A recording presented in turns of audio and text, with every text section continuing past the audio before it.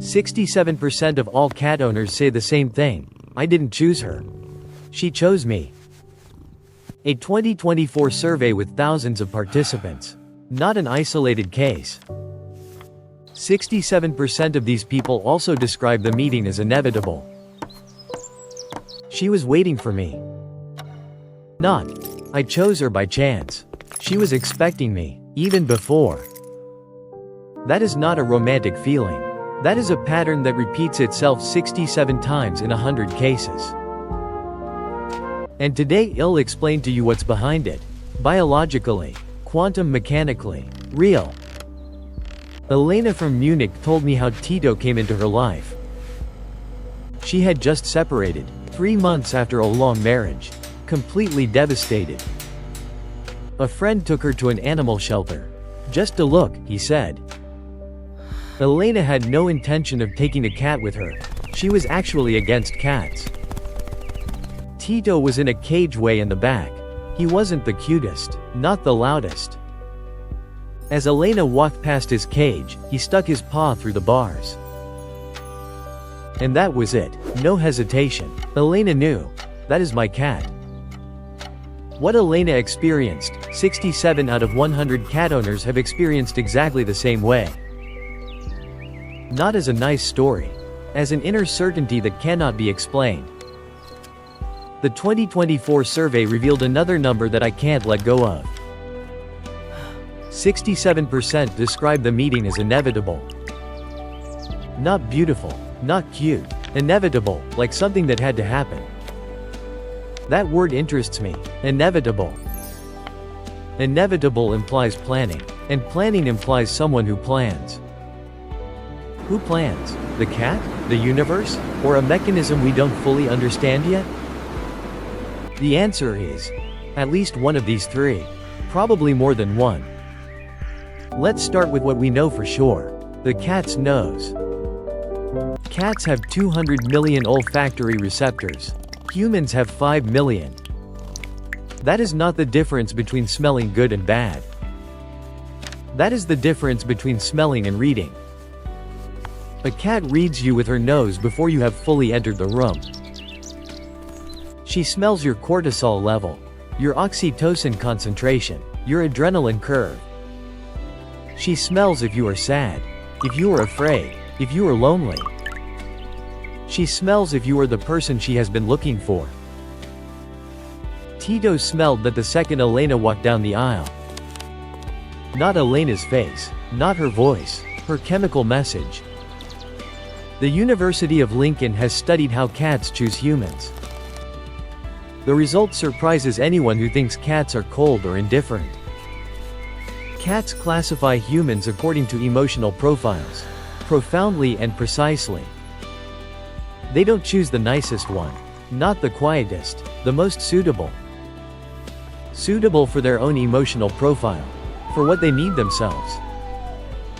The cat that is considered shy waits for someone with patience and quiet strength. Tito was classified as difficult at the shelter, unapproachable, not friendly to humans. Until Elena walked by, and then everything was different.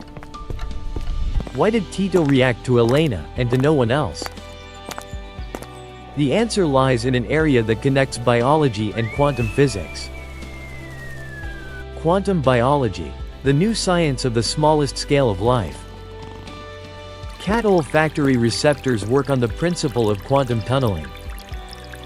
Electrons tunnel through energy barriers in a quantum mechanical way. This allows a precision in olfactory perception that cannot be explained chemically alone.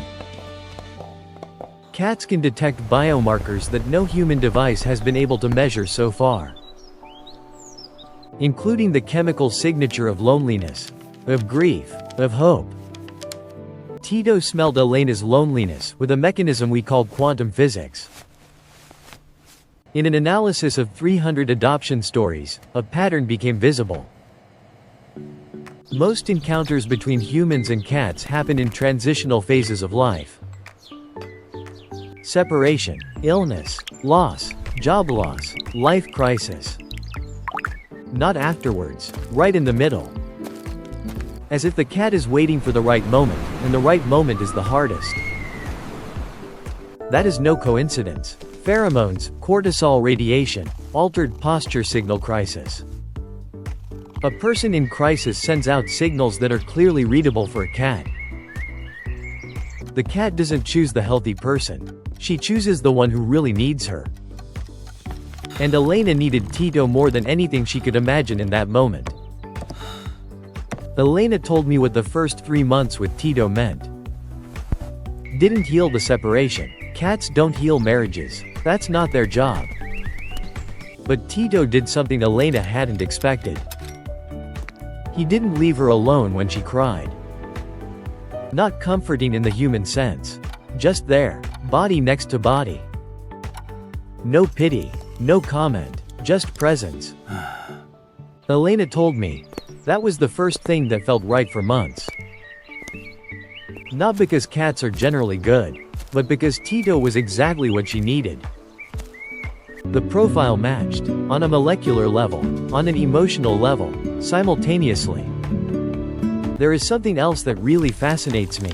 The crisis pheromones. When a person is in severe emotional distress, their body chemistry changes measurably. Cortisol rises, adrenaline fluctuates, certain pheromones are emitted. These pheromones are perceptible to cats within a radius of up to 500 meters. Not metaphorically, biologically. That means, cats know when you are in distress, even before you tell them.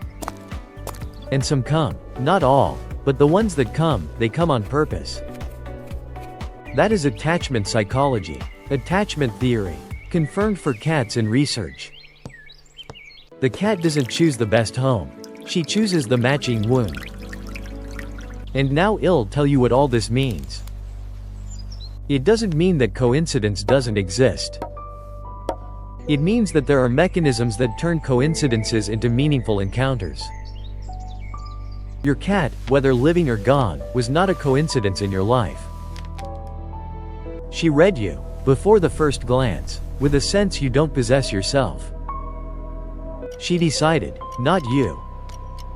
And maybe that is the deepest form of love, to be chosen without knowing it. Elena told me at the end, I was never a cat person. Tito changed that. Not because he was cute, because he knew exactly why he belonged to her. 67% of all owners feel the same, and all are right in their own way. It was no coincidence. It was no destiny in a mystical sense. It was biology, quantum physics, the precision of a connection that just fits.